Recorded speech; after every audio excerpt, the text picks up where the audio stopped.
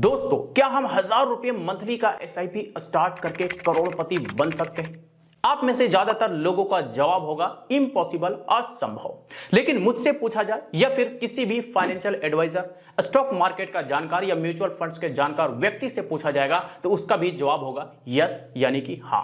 कैसे? आज हम इसी का कैलकुलेशन इस वीडियो में देखेंगे और कोई भी इसे फॉलो करके करोड़पति बनने के राह पर निकल सकता है। कैसे ये पॉसिबल है, चलिए स्टेप बाय स्टेप देखते हैं। तो दोस्तों, मैंने यहां पर एसआईपी कैलकुलेटर ओपन कर लिया है और चूंकि हम यहां पर सिंपल एसआईपी नहीं करेंगे बल्कि स्टेप अप एसआईपी करेंगे, यानी कि ईयरली अपने इन्वेस्टमेंट में कुछ बढ़ोतरी करेंगे। तो सबसे पहले हम मंथली इन्वेस्टमेंट हम सेट कर लेते हैं 1000 रुपीज, क्योंकि 1000 रुपए का इन्वेस्टमेंट करके हम करोड़पति बनने वाले हैं।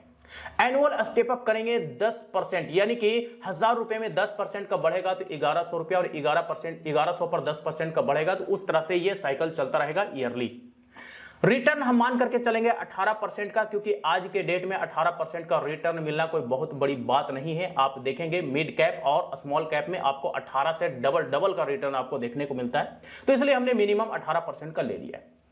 टाइम पीरियड हम 25 साल के लिए रखेंगे और 25 साल का टाइम पीरियड रखने के बाद आप देख लीजिए एक बार फिर से 1000 रुपए का इन्वेस्टमेंट 10% का एनुअली स्टेप अप होगा, एक्सपेक्टेड रिटर्न 18% होगा और टाइम ड्यूरेशन होगा 25 सालों के लिए, यानी कि 25 सालों के लिए इन्वेस्टमेंट करेंगे।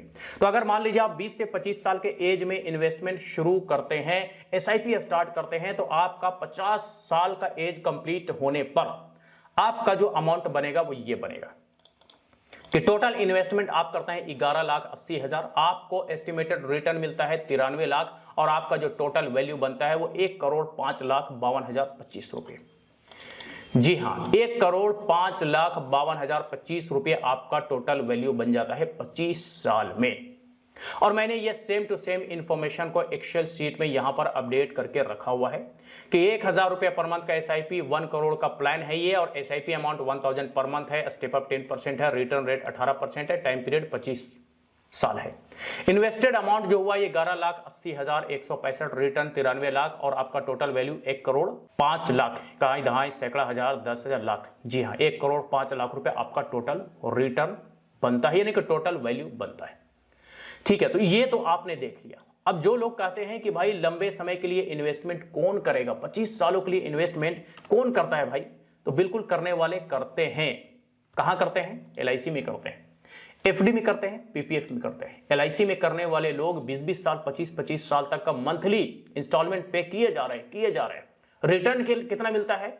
7-7.5%, बड़ा मुश्किल से 8% का। एफडी करते हैं, एफडी में कितना मिलता है? 7 से 7.5% का। पीपीएफ करते हैं, कितना मिलता है? 7.10%। इसका आप देख लीजिए, प्रूफ देखिए, मैं ऐसी ही बात नहीं कर रहा हूं।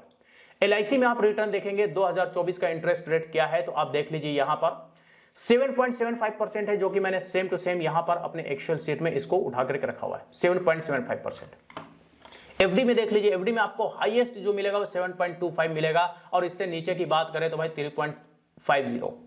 तो 7.25% का हाईएस्ट रिटर्न आपको एफडी में देखने को मिलता है, जो कि मैंने सेम टू सेम यहां पर उतार के रखा है। आप पीपीएफ की बात करें तो पीपीएफ भी आप यहां पर सर्च कर लीजिए। यहां पर मैंने पीपीएफ इंटरेस्ट रेट मैंने सर्च किया हुआ है। ये क्या है? फाइनेंशियल क्वार्टर है 2024-25, यानी कि एकदम लेटेस्ट है। 7.1% का 7.1% का आपको पीपीएफ में इंटरेस्ट रेट मिलता है। अब आप इसका रिटर्न कैलकुलेट कर लीजिए। कैलकुलेट करने के बाद आपको समझ में आएगा कि इसमें इन्वेस्टमेंट करना आपके लिए कितना घाटे का सौदा है। वैसे मैं एक छोटा सा कैलकुलेशन दिखा देता हूं कंपैरिजन के लिए, ताकि आपको समझ में आ जाए कि 1000 रुपए पर मंथ का जो 1 करोड़ का प्लान है वो सिर्फ और सिर्फ म्यूचुअल फंड्स में ही पॉसिबल है, ना कि एलआईसी, एफडी या पीपीएफ में। तो इसका एक बार कैलकुलेशन देख लेते हैं।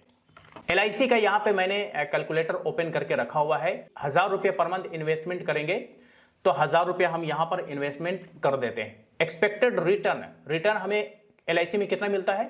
7.75। तो 7.75 ले लिया। टाइम पीरियड हम सेम 25 सालों के लिए लेते हैं, तो आप देख लीजिए अमाउंट कितना बनता है।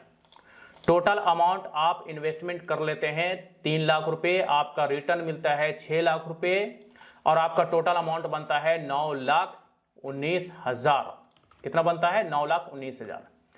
टोटल आपका एस्टिमेटेड रिटर्न कितना हुआ? 6 lakh. Same amount, same duration. जी हां, तो आपका ये अमाउंट 8 लाख 9 लाख, तो अगर हम एफडी का भी कैलकुलेट करेंगे तो इसका भी लगभग 8 से 9 लाख रुपए के बीच में ही हमें रिटर्न मिलने वाला है। तो अब आप देख लीजिए कि सेम ड्यूरेशन सेम अमाउंट, आप 25 सालों के लिए इन्वेस्टमेंट अगर आप LIC एफडी या PPF में भी करते हैं तो आप करोड़पति तो छोड़िए, आप 10 लाख रुपए भी रिटर्न नहीं ले पा रहे हैं। लेकिन वहीं आप 1000 रुपए पर मंथ के हिसाब से SIP शुरू करते हैं, 25 सालों तक कंटिन्यू रखते हैं स्टेप अप के साथ में, तो आप आसानी से करोड़पति बन जाते हैं। जी हां दोस्तों, तो ये आपने देखा 1000 रुपए का मंथली SIP जो कि सिर्फ 25 सालों तक के लिए करते हैं तो आप बनते हैं करोड़पति, जो कि ये कहीं भी पॉसिबल आपको होता हुआ नहीं दिखता। अगर आप LIC में करते हैं नहीं हो पाता है, आप FD करवाते हैं नहीं हो पाता है, आप PPF करवाते हैं वहां भी नहीं हो पाता है, लेकिन म्यूचुअल फंड्स में 1000 रुपए का मंथली SIP सिर्फ और सिर्फ 25 सालों के लिए करते हैं तो आप बन जाते हैं करोड़पति। करोड़पति बनने के इस सपने को लेकर के कई लोगों का निगेटिव कमेंट भी आ सकता है कि भाई हम 25 सालों तक कैसे इन्वेस्टमेंट करेंगे, हम रहेंगे नहीं रहेंगे, 25 साल के दौरान अगर कोई फाइनेंशियल सिचुएशन खराब हो गया तो कैसे होगा। ये सारे कमेंट्स जो निगेटिव कमेंट्स आते हैं ये वैसे ही लोग होते हैं जो इस बारे में नहीं सोच पाते हैं कि भाई हम फ्यूचर की जो प्लानिंग करते हैं वो कैसे करते हैं, किस आधार पे करते हैं। क्या हमारी गारंटी होती है, हमारी लाइफ की गारंटी है कि हम कल रहेंगे, परसों रहेंगे, हम 2 साल बाद रहेंगे? नहीं होती। बावजूद इसके लोग प्लानिंग करते हैं कि हम अगले साल घर बनाएंगे, हम 2 साल बाद डॉक्टर बन जाएंगे, हम 2 साल बाद इंजीनियर बन जाएंगे। ये प्लानिंग होता है कहीं ना कहीं ये सोच करके कि एक उम्मीद है कि हम 1 साल बाद रहेंगे। रहने की गारंटी कोई नहीं देता भाई, मिनटों की गारंटी नहीं है कि हम अभी बात कर रहे हैं 1 मिनट बाद हमारी जान रहे ना रहे, हम इस दुनिया में रहे ना रहे। तो भाई उम्मीद पर हमारी जिंदगी चल रही है, तो शुरुआत करेंगे तो कहीं ना कहीं से इंतजाम भी होगा और आप कंटिन्यू भी रख पाएंगे, क्योंकि 1000 रुपए कोई बहुत बड़ा अमाउंट नहीं होता है, किसी के लिए भी पॉसिबल है।